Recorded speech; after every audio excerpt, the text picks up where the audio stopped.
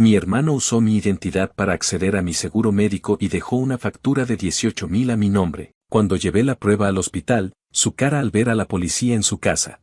Mi hermano siempre ha sido ese tipo de persona que camina por la vida como si el mundo estuviera obligado a resolverle los problemas. Desde que éramos adolescentes cargó con esa mezcla de irresponsabilidad y encanto barato que a veces le funcionaba y otras veces solo lo hacía ver como un idiota con suerte. Yo, en cambio, siempre fui el que terminaba recogiendo los pedazos. Cuando murió nuestro papá, mi mamá se refugió en esa idea de que había que cuidar al pequeño, aunque él ya era un adulto que legalmente podía comprar cerveza y meterse en líos sin permiso de nadie. Yo me independicé temprano, conseguí un trabajo estable y me preocupé por tener un seguro médico decente porque soy el tipo de persona que piensa en esas cosas. Él se quedó en la casa de mi mamá sin pagar renta, sin pagar comida y sin hacer otra cosa más que prometer que ya casi encuentra algo fijo. Llevaba así desde hacía años, pero en mi familia tenemos esa bonita tradición de no enfrentar las cosas para evitar pleitos. Todo empezó cuando recibí una carta del hospital donde nunca había estado. La abrí pensando que sería algún error burocrático, una carta de publicidad o algo que simplemente podría ignorar. Pero cuando leí que tenía una deuda por un procedimiento de emergencia casi se me cayó el café que llevaba en la mano. La fecha no coincidía con ningún momento en el que yo hubiera estado enfermo, nunca tuve una lesión como la que describían, y tampoco había presentado mi tarjeta del seguro desde hacía bastante tiempo. Llamé al número que venía en la carta para aclararlo, pensando que sería cuestión de 2 minutos. La mujer que me atendió buscó mi archivo y empezó a darme detalles que me dejaron helado. Me describió la hora en que había llegado a urgencias, el tipo de lesión, que había sido resultado de una caída estúpida en lo que ellos pensaron que era un escalón, aunque más adelante confirmé que había sido por andar borracho fuera de un bar. También mencionó que había entregado mi identificación y firmado papeles a mi nombre. Yo solo pude responder que no había sido yo, que eso era imposible.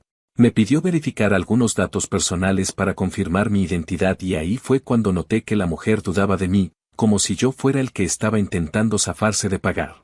Me dijo que enviarían todo al departamento correspondiente para revisar el caso, pero que por ahora la deuda seguía activa y acumulando cargos.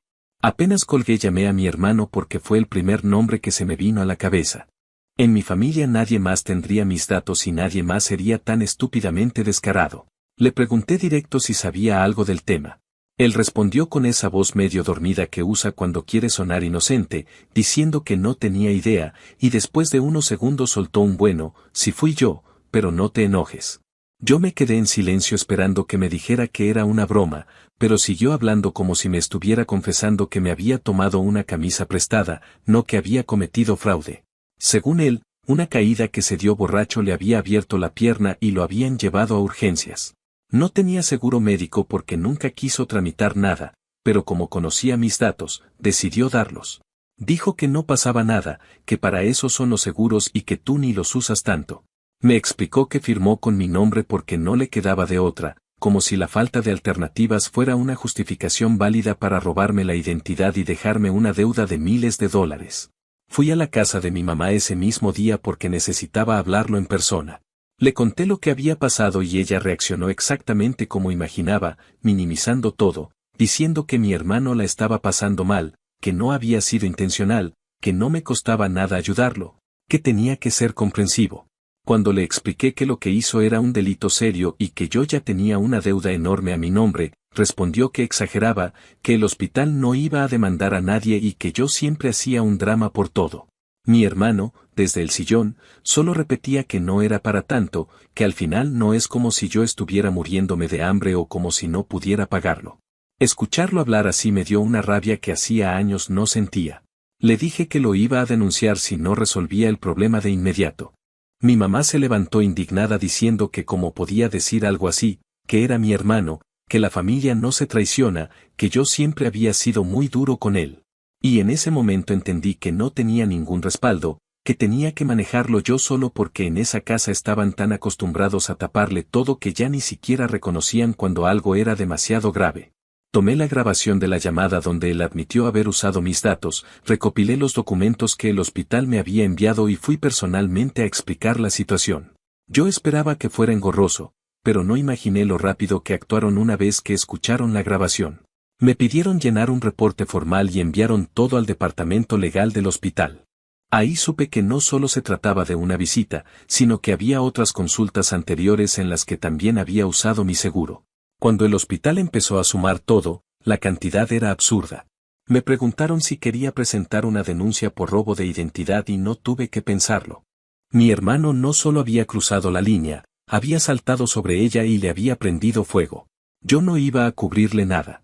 El día que la policía llegó a su casa estaba trabajando y recibí varias llamadas. Primero una de mi mamá llorando e insultándome, diciendo que cómo podía hacerles esto. Después una de mi hermano gritándome que era un traidor, que por mi culpa lo iban a meter preso, que yo lo había arruinado. Y mientras lo escuchaba decir todo eso, solo pensaba en que él había tenido todas las oportunidades del mundo para no llegar a ese punto.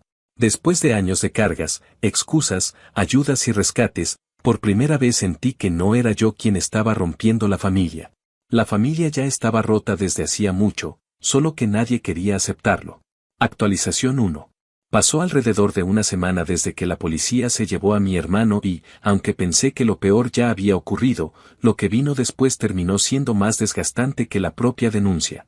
En esos días la casa de mi mamá se convirtió en un campo minado emocional, donde cada conversación giraba en torno a mí, pero sin mi presente, como si fuera un fantasma que todos querían culpar pero nadie quería enfrentar. Yo trataba de mantenerme ocupado con el trabajo, pero cada noche al llegar a mi departamento encontraba llamadas perdidas, mensajes contradictorios y audios con lloriqueos, insultos o súplicas dependiendo del humor de mi mamá. En uno de ellos escuché claramente cómo le decía a alguien, que seguro era una de mis tías, que yo había arruinado la familia por mi orgullo, que no sabía perdonar y que no entendía lo que significaba apoyar a los míos. Como si cargar con una deuda inmensa fuera un acto de cariño que yo estaba obligado a aceptar. Mi hermano salió bajo fianza que pagó mi mamá usando dinero que llevaba años guardado. Ese dinero lo había dejado mi papá para emergencias reales, aunque en esa casa las emergencias siempre parecían tener forma de mi hermano. Ella me reclamó que yo la había obligado a cortar ese fondo y que ahora no sabía cómo iba a enfrentar cualquier necesidad médica o doméstica importante, como si la culpa fuera mía y no del tipo que falsificó mi firma y usó mi identidad para pasar su borrachera como una tragedia accidental.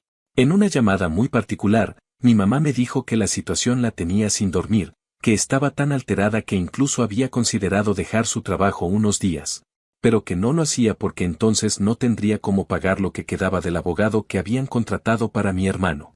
Ella me dijo que lo hizo porque alguien tenía que ayudarlo, y cuando le respondí que él debería empezar a ayudar a sí mismo, me dijo que yo hablaba desde la comodidad de nunca haber sido el hijo problemático, que yo no entendía cómo mi hermano sufría por tener a toda la familia encima desde pequeño. Y ahí fue cuando sentí algo que no había sentido antes, ya no estaba simplemente enojado, estaba cansado. A mitad de esa semana recibí una llamada del hospital para informarme que, además de la visita inicial que yo ya conocía, habían encontrado otras consultas anteriores donde también se habían usado mis datos, todas en fechas diferentes y por motivos variados. Lo que más me sorprendió no fue enterarme de eso, sino escucharlo decirse a sí mismo, con toda tranquilidad, que ni me iba a dar cuenta si nadie me decía nada. Según el reporte que me leyó la persona en el teléfono, había consultas que iban desde dolores que describieron como caídas hasta una supuesta infección que nunca tuvo porque yo sé perfectamente que mi hermano es incapaz de seguir un tratamiento, mucho menos de cumplir visitas de seguimiento. Le pedí que me enviara todo lo que tuvieran por escrito porque iba a ampliar la denuncia, y la mujer, que ya me hablaba con un tono más empático, me dijo que no era el primero en vivir algo así, pero que la acumulación de visitas hacía ver que mi hermano lo había convertido en un hábito. Ahí me di cuenta de que no solo me robó la identidad, sino que también se aprovechó de mi estabilidad para costearse lo que él nunca quiso trabajar para pagar. Esa noche fui a la casa de mi mamá, no para discutir, sino porque necesitaba recoger algunas cosas mías que aún estaban guardadas ahí desde hacía años. Aunque ella sabía que iba, me recibió con una mirada que mezclaba enojo, decepción y ese discurso aprendido donde los hijos buenos siempre están obligados a ceder. Apenas entré me dijo que tenía que pensar mejor las cosas, que aún estaba a tiempo de retirar los cargos y que así todo se olvidaría. Yo le expliqué que no había nada que retirar porque ya no era solo mi decisión, que había un proceso legal en marcha y que, además, no quería retirarlo. Ella me dijo que estaba siendo cruel, que mi papá estaría avergonzado, que jamás habría permitido que uno de sus hijos metiera a la policía en la casa de otro. Cuando me mencionó a mi papá sentí que lo hacía como forma de manipulación, porque si había alguien en la familia que siempre intentó corregir a mi hermano, fue él. Sin embargo, mi mamá parecía incapaz de aceptar que sus decisiones contribuyeron a que mi hermano pensara que siempre había una salida mágica cada vez que hacía una tontería. Mientras hablábamos llegó mi hermano, caminando con esa actitud de víctima que siempre usa cuando quiere que el mundo le tenga lástima. Apenas me vio me dijo que yo había arruinado su vida, que ahora tenía antecedentes, que no sabía si podría conseguir trabajo, que iba a perder amistades, que todos lo veían como si fuera un delincuente. Yo le respondí que no tenía por qué cargar con eso porque él mismo había elegido cada paso que lo llevó allí. Él insistió en que lo había hecho porque no tenía opción, que su pierna estaba mal, que necesitaba atenderse y que yo no hubiera querido verlo herido sin ayuda. Luego agregó que yo tenía más dinero, que mi seguro era bueno y que no me costaba nada. Me sorprendió que dijera eso con tanta naturalidad, como si yo fuera un proveedor que él podía usar cuando quisiera. Le recordé que yo trabajé para conseguir mi seguro y que él podía haber hecho lo mismo, incluso con empleos temporales, porque en este país prácticamente cualquier trabajo ofrece al menos cobertura mínima. Pero él no quería escuchar razones y mi mamá tampoco. Al día siguiente recibí un mensaje extraño de mi tía, diciéndome que toda la familia estaba preocupada por mi actitud, que entendían que yo estuviera molesto, pero que llevar las cosas a ese nivel solo iba a romper la familia.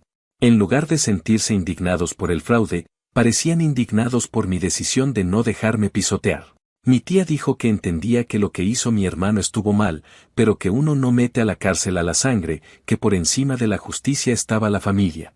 Yo le contesté que justamente porque era mi familia debería importarle que me robaran la identidad, pero ella insistió en que estaba exagerando. Después de esa conversación, dejé el teléfono en silencio. A finales de la semana, el hospital envió documentación adicional donde detallaban que las firmas no coincidían con las mías y que algunas habían sido hechas de manera tan descuidada que parecían escritas con prisa o incluso bajo efectos del alcohol. El abogado que asignó la fiscalía me explicó que eso fortalecía el caso por robo de identidad y fraude, y me pidió estar disponible para actualizaciones en las siguientes semanas. Yo pensaba que eso me iba a dar algo de tranquilidad, pero lo único que logró fue que mi familia se dividiera aún más. Mi primo me escribió para decir que entendía mi posición, pero que mi mamá estaba muy mal, que estaba llorando todo el tiempo, que no quería salir de su cuarto. Según él, debía considerar no destruir a mi madre emocionalmente y dar un paso atrás. Cuando escuché eso, por primera vez pensé seriamente que mi familia estaba rota desde hacía mucho más tiempo de lo que yo creía, porque habían convertido la irresponsabilidad de mi hermano en una excusa permanente para lastimar a cualquier otro si era necesario. El salto de esa semana fue el momento exacto en que comprendí que ya no era una cuestión del dinero ni de los cargos, sino de sacarme el peso de una dinámica que me había tocado cargar desde que era joven. Y aunque la primera semana fue apenas el inicio, ya podía sentir que las consecuencias iban a extenderse más de lo que imaginaba. Actualización 2. Habían pasado alrededor de 3 semanas desde la denuncia inicial cuando me llamaron de la fiscalía para pedir que asistiera a una reunión presencial.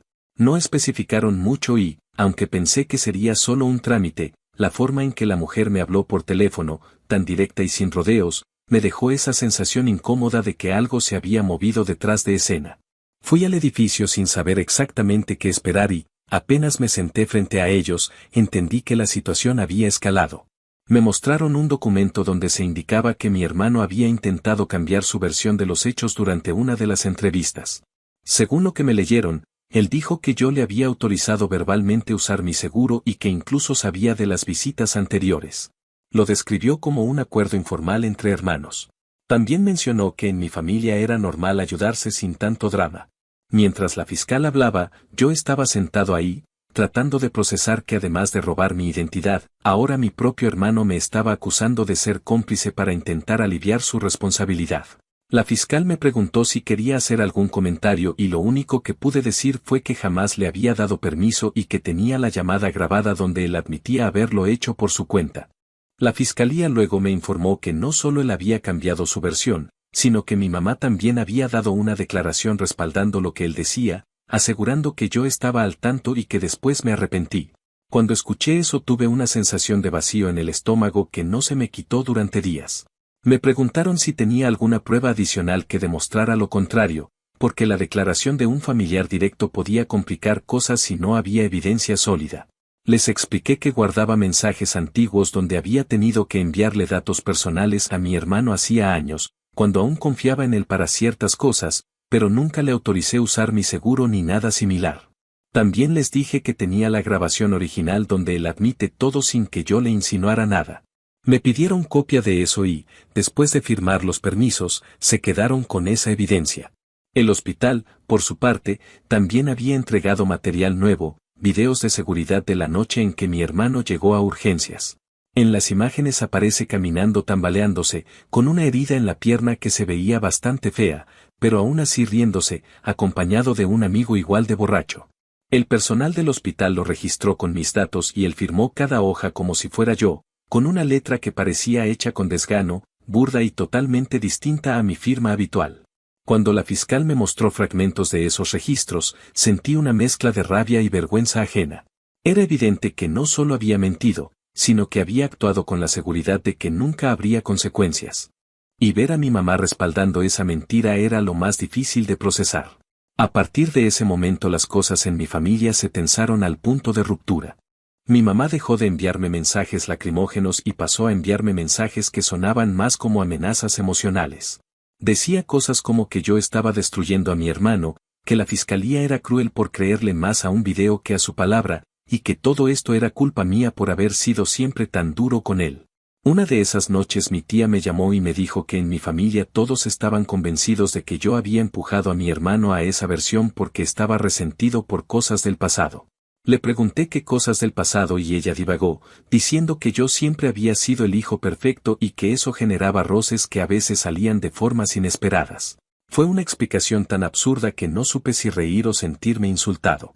El salto en el tiempo también trajo nuevas complicaciones porque el abogado de mi hermano empezó a contactar a familiares para que declararan a su favor. Me enteré por un primo que el abogado estaba intentando construir una narrativa donde yo, siendo el mayor, supuestamente había ejercido un tipo de presión sobre mi hermano para que usara mi seguro. Algo así como que yo lo había dejado en el pasado y que ahora me hacía el ofendido. Esa teoría era tan ridícula que parecía inventada en 5 minutos, pero aún así mi familia la discutía como si fuera una posibilidad válida. Yo me enteraba de todo porque algunos primos que no querían meterse en el conflicto me mandaban capturas de conversaciones de grupos familiares donde se hablaba de mí como si yo fuera un extraño. En esos chats mi mamá decía que yo no entendía las consecuencias, que estaba llevando esto demasiado lejos y que pensaba más en mi orgullo que en la familia. Llegó un punto en el que la fiscalía me pidió asistir nuevamente porque había una nueva declaración que necesitaban mostrarme.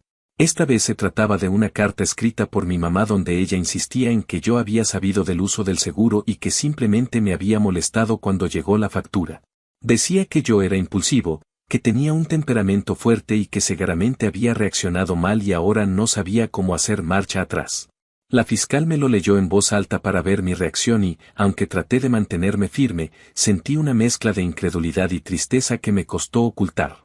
Ella solo tomó nota y me dijo que, por suerte, la evidencia en video y los registros del hospital tenían más peso que cualquier opinión subjetiva, pero aún así era importante tener claridad sobre la intención detrás de cada declaración. Mientras todo esto ocurría, mi hermano me enviaba mensajes por las noches. A veces eran de enojo, diciéndome que yo era un traidor, que la familia se había vuelto contra él por mi culpa, que estaba viviendo un infierno y que yo me iba a arrepentir. Otras veces eran mensajes casi suplicantes donde decía que necesitaba que lo ayudara, que si retiraba la denuncia todo volvería a la normalidad. Incluso llegó a mandarme un audio que parecía grabado después de llorar, diciendo que él sabía que había cometido errores pero que todos cometemos errores y que si yo no era capaz de perdonarlo entonces no era tan buen hermano como siempre me habían dicho. Ese tipo de manipulación emocional fue la gota que colmó el vaso porque entendí que él no estaba arrepentido, solo estaba aterrado por enfrentar las consecuencias.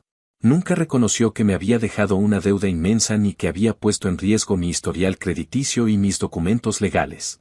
Todo giraba alrededor de él. Conforme avanzaban los días, también empecé a notar cambios en mi mamá. Aunque seguía defendiéndolo, ya no lo hacía con tanta convicción. Parecía más cansada, como si la realidad finalmente estuviera golpeando la puerta.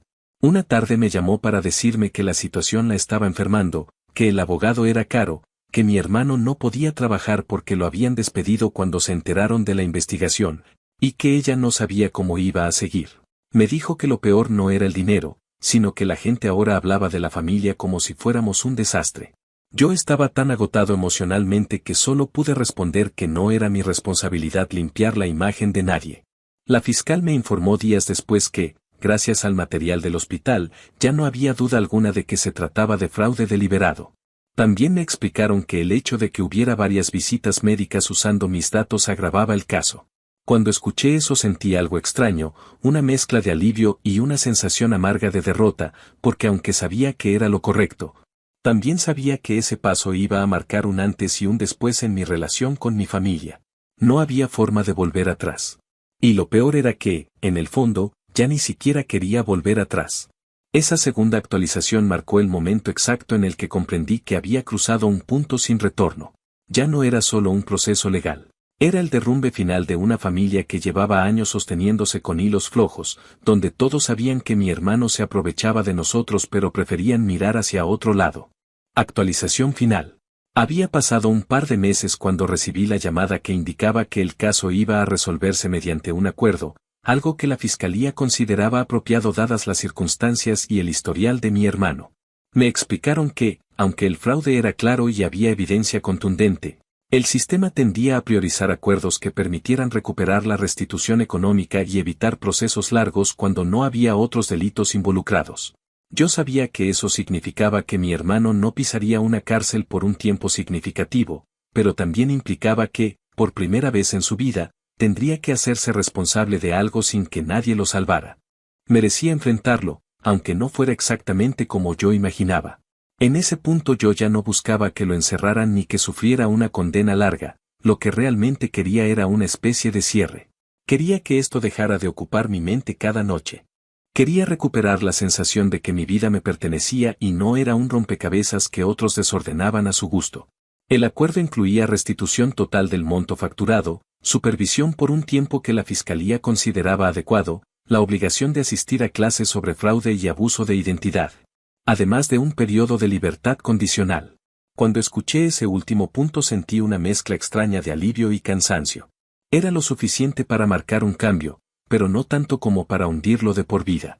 La fiscal me explicó que, aunque mi hermano había intentado alterar la versión y apoyarse en declaraciones familiares, la evidencia técnica era tan clara que no tenía sentido que él intentara pelearlo.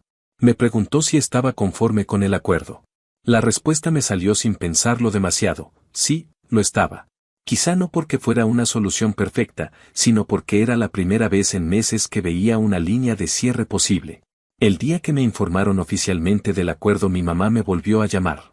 Esta vez su voz era diferente, ya sin el tono confrontativo que había usado durante semanas. Parecía apagada, como si el cansancio le hubiera caído encima con toda su fuerza apenas se dio cuenta de que ya no había manera de revertir nada. Me dijo que estaba cansada de pelear, que sentía que había perdido a sus hijos, que no entendía cómo habían llegado a ese punto. Dijo que el acuerdo era injusto, que su hijo estaba siendo castigado por un error, pero lo dijo con un tono más derrotado que indignado.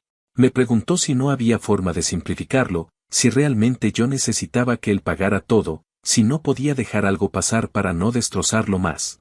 Me sorprendió darme cuenta de que, por primera vez, ya no me afectaba escucharla decir eso. No me generaba culpa ni enojo. Solo sentí indiferencia. Le dije que no iba a intervenir y que lo que se había decidido no era negociable. Ella guardó silencio durante unos segundos y después dijo que esperaba que algún día yo pudiera ver las cosas con más compasión. No respondí nada porque entendí que ella jamás iba a ver que la compasión no siempre significa permitir que alguien te pisotee. Mientras el caso avanzaba, mi hermano enfrentaba las consecuencias en su vida diaria. Lo habían despedido de su empleo cuando se supo la naturaleza del proceso, algo que la fiscal me dijo que era común en casos donde se involucra fraude o abuso de identidad, especialmente cuando el empleador teme responsabilidad secundaria. Mi mamá insistía en que era culpa mía y que yo debía hablar con él para calmar las cosas, como si eso fuera a hacer que una empresa reconsiderara su decisión. También supe que algunos de sus amigos se habían alejado de él por miedo a verse involucrados o señalados. Todo esto lo sé porque él mismo me lo escribió en un mensaje bastante extenso, donde alternaba entre culparme, pedir limosna emocional e intentar convencerme de que él había cambiado. No respondí. Poco después decidí que era momento de hacer un cambio radical en mi vida. El ambiente familiar estaba tan contaminado que cualquier intento de mantener un vínculo era como empujar una piedra cuesta arriba sabiendo que se iba a caer al final. Empecé a buscar un departamento más lejos del barrio donde crecí y encontré uno que se ajustaba a lo que necesitaba. No era enorme ni lujoso, pero era suficiente y, sobre todo, quedaba lejos. Me mudé en un fin de semana y no le di mi nueva dirección a nadie más que a unos amigos de confianza. No se la di a mi mamá. No se la di a mi hermano. Aprendí que parte de sanar implica poner un límite físico cuando el emocional ya fue ignorado demasiadas veces. El día después de la mudanza, mientras acomodaba cajas, recibí un mensaje de mi mamá diciendo que quería verme, que necesitaba hablar conmigo porque la situación con mi hermano se había puesto peor. Me decía que él estaba deprimido, que no salía de su cuarto, que hablaba de sentirse solo, que todo iba cuesta abajo y que necesitaba mi apoyo. Nunca mencionó su responsabilidad en nada, ni siquiera intentó reconocer que él había causado todo. Solo volvió a colocarme en el rol del hermano que debía cargar la culpa que no era suya. Le contesté que no podía ayudarlo y que mis límites ya estaban puestos. Me respondió con un párrafo largo sobre cómo la familia debía estar unida. No respondí más. A medida que avanzaba el acuerdo y mi hermano tenía que presentarse regularmente, fui notando un cambio curioso en la actitud de algunos familiares. Pasaron de culparme a simplemente evitar el tema. Es como si les resultara más cómodo comportarse como si no hubiera ocurrido nada en vez de enfrentar lo que realmente pasó. Algunos me llamaron para hablar de trivialidades, otros para preguntarme cómo estaba, como si nada hubiese ocurrido durante meses. Yo era cordial, pero distante. Algo dentro de mí había cambiado de forma irreversible. El cierre definitivo llegó cuando recibí el último documento de la fiscalía confirmando que la restitución empezaría a procesarse y que mi parte del caso estaba oficialmente concluida. Leí ese documento varias veces porque, después de tantos meses, me costaba creer que el proceso había terminado. Lo que sentí no fue una celebración ni una alegría intensa, sino un alivio profundo, casi silencioso, como si me hubiera quitado una mochila cargada de piedras que llevaba tanto tiempo que ya ni la notaba. Ese mismo día me quedé sentado en el piso de mi nueva sala, rodeado de cajas aún sin abrir, y me di cuenta de que, por primera vez en mucho tiempo, no tenía el impulso de llamar a nadie de mi familia para contarles cómo me sentía. Comprendí que no necesitaba que lo entendieran. No necesitaba su aprobación ni su consuelo. Lo único que necesitaba era recuperar la tranquilidad que durante tanto tiempo dejé que otros destruyeran. Y aunque suena duro, también me di cuenta de que parte de mi vida iba a reconstruirse sin ellos. No por venganza, no por resentimiento, sino porque a veces lo más sano es alejarse de lo que nunca aprendió a cuidarte. Cuando guardé finalmente el documento dentro de un archivador, entendí que ese era el final de algo, pero también el inicio de otra etapa donde mi vida ya no giraba alrededor del caos ajeno. Era un cierre árido, sin reconciliaciones dramáticas ni disculpas inesperadas. Solo un punto final firme y necesario.